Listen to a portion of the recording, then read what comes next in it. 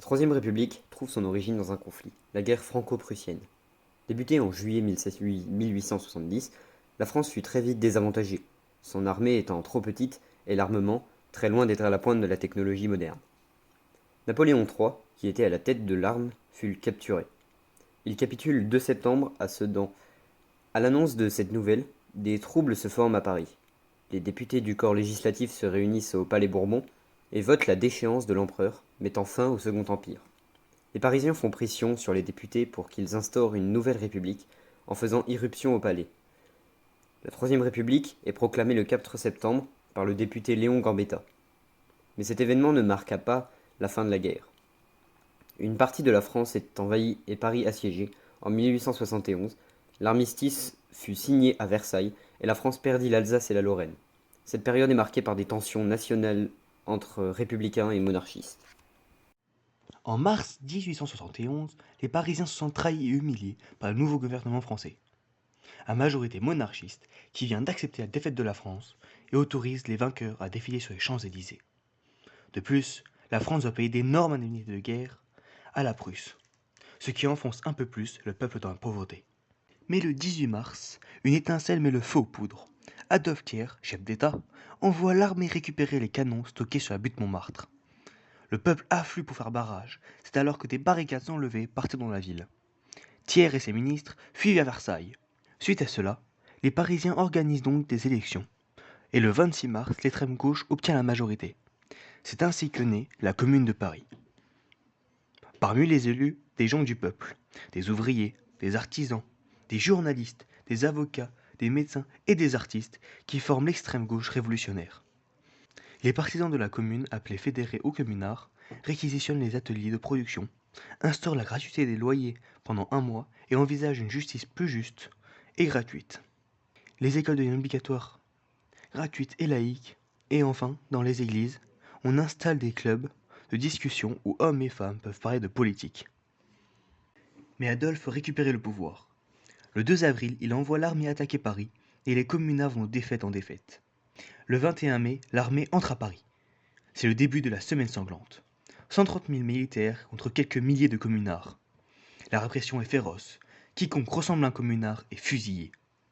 Pour empêcher l'armée d'avancer, les fédérés mettent le feu à des monuments en vain, comme le palais des Tuileries. L'ultime affrontement a lieu au cimetière de Père-Lachaise, qui finit à coups de baïonnette. 147 communards furent fusillés devant un mur du cimetière, nommé plus tard le mur des fédérés. Le 28 mai, la commune de Paris tombe, mais persiste encore de nos jours dans l'histoire française. Louise Michel. Parmi ces fédérés, nous y trouvons Louise Michel. Née le 29 mai 1830, elle est la fille d'un riche châtelain et de sa servante. Elle eut une bonne éducation, elle lisait beaucoup, surtout du Voltaire. À 21 ans, elle part faire ses études et obtient son brevet de capacité, ce qui lui permet de devenir institutrice. Mais elle refuse de prêter serment à l'empereur, ce qui était obligatoire pour enseigner en France. Elle ouvre donc, en 1853, sa propre école, où elle y fera les choses à sa façon. En 1856, elle décide de tenter sa chance à Paris, où elle trouve un poste en tant que professeur dans une école. Elle entre de plus en plus dans la vie politique, notamment en côtoyant de grands intellects. Elle commence en même temps à écrire et en envoie même certaines à Victor Hugo. En 1869, elle devient secrétaire de la Société démocratique de moralisation, une association qui aide les femmes à prendre conscience de leurs droits. Puis, elle devient présidente d'une assemblée féminine révolutionnaire.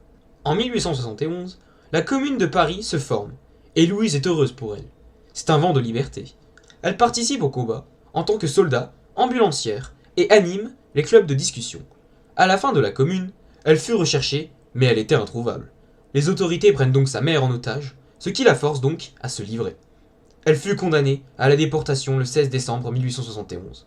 En 1873, elle reprend son rôle d'institutrice en enseignant aux enfants des autres déportés. Puis, 5 ans plus tard, elle prend la défense des Kanaks qui se révoltent contre les colons qui les maltraitent. Et enfin, en 1880, elle retourne en France. On l'a surnommée la Vierge Rouge. Elle mourut en 1905 à Marseille. Ses funérailles rassemblent des milliers de personnes. L'Assemblée nationale devient progressivement républicaine à travers une série de débats et de tensions entre monarchistes et républicains sous la Troisième République naissante. L'un des moments clés de cette trahison est l'amendement Vallon, adopté le 30 janvier 1875, qui marque un état décisif vers l'instauration définitive de la République en France. Après la chute du Second Empire en 1870, la France est dirigée par un gouvernement provisoire, dominé par les Républicains, et l'Assemblée nationale élue en 1871 est majoritairement monarchiste.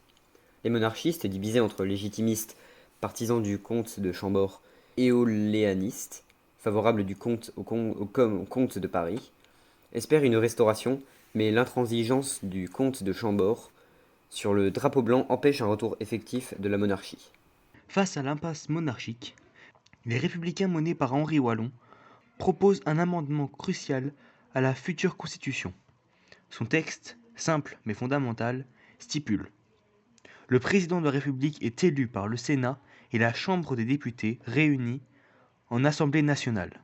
Adopté de justesse par 353 voix contre 352, cet amendement ne proclame pas explicitement une république, mais il l'institutionnalise en organisant l'élection du chef d'État.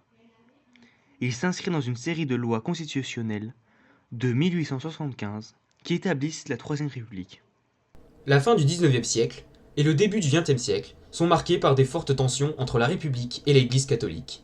Ces tensions trouvent leurs racines dans l'opposition entre les valeurs républicaines, héritées de la Révolution française, et l'influence politique et sociale de l'Église. Sous la Troisième République, les gouvernements républicains cherchent à affirmer la primauté de l'État face à l'influence de l'Église, perçue comme conservatrice et hostile aux idéaux républicains de liberté, d'égalité et de laïcité. Plusieurs mesures sont prises en ce sens. Les lois Ferry, 1881-1882, imposent une école publique, gratuite, laïque et obligatoire, retirant à l'Église son monopole sur l'éducation.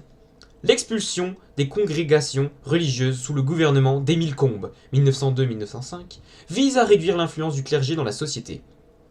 La suppression du budget de culte, 1901, met fin au financement public des religions, renforçant l'autonomie des États face aux institutions religieuses. Face à ces tensions, la loi du 9 décembre 1905 marque un tournant et instaure la séparation définitive entre l'État et l'Église. Ces principes fondamentaux sont: premièrement, la fin du Concordat de 1801. L'État ne reconnaît, ne salarie et ne subventionne aucun culte. Deuxièmement, la liberté de conscience et de culte. Chaque individu est libre de pratiquer sa religion ou de n'en suivre aucune. Troisièmement, le caractère public et neutre de l'État. Les institutions et services publics doivent être exemptes d'influence religieuse.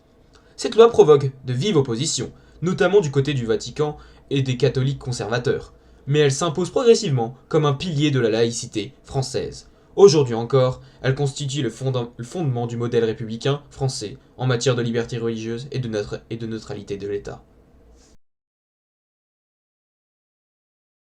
Dans les années 1880 et 1890, la France est secouée par une vague d'attentats anarchistes motivés par une opposition radicale à l'État et au capitalisme. Inspirés par des figures comme Rachavol, Émile Henry ou Auguste Vaillant, ces militants prônent la propagande par le fait et commettent des attaques violentes, notamment l'attentat au Palais Bourbon en 1893 et celui du restaurant Foyot en 1894. En réponse, la République met en place une répression sévère avec les lois scélérates de 1893 et 1894, qui restreignent les libertés d'expression et d'association des anarchistes. Le général Boulanger incarne, quant à lui, un mouvement politique qui menace directement la République dans les années 1880. Fort de son succès électoral et soutenu par les nationalistes et les mécontents du régime, il prône un pouvoir fort et une révision constitutionnelle, séduisant ainsi les monarchistes et une partie des ouvriers.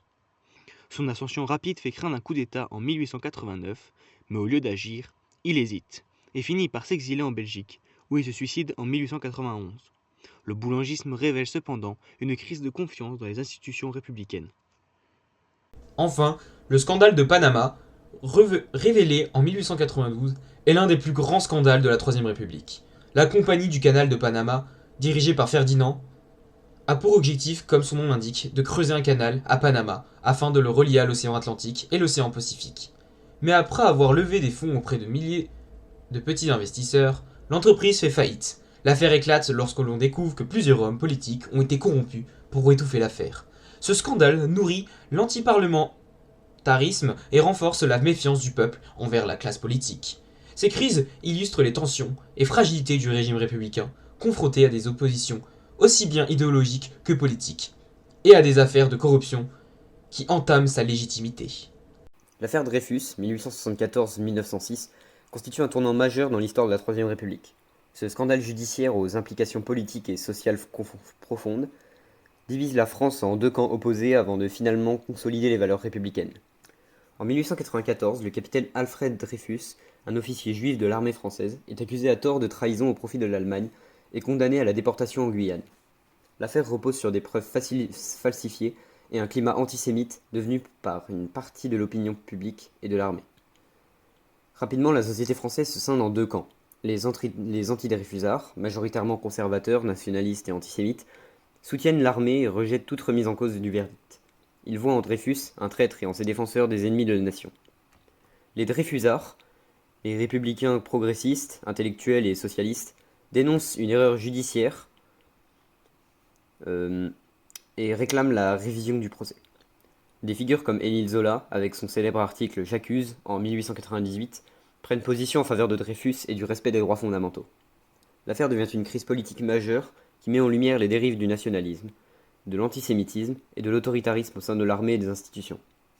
Après une longue bataille judiciaire et politique, la vérité éclate progressivement grâce au travail du lieutenant-colonel Picard et à la mobilisation de Dreyfusards.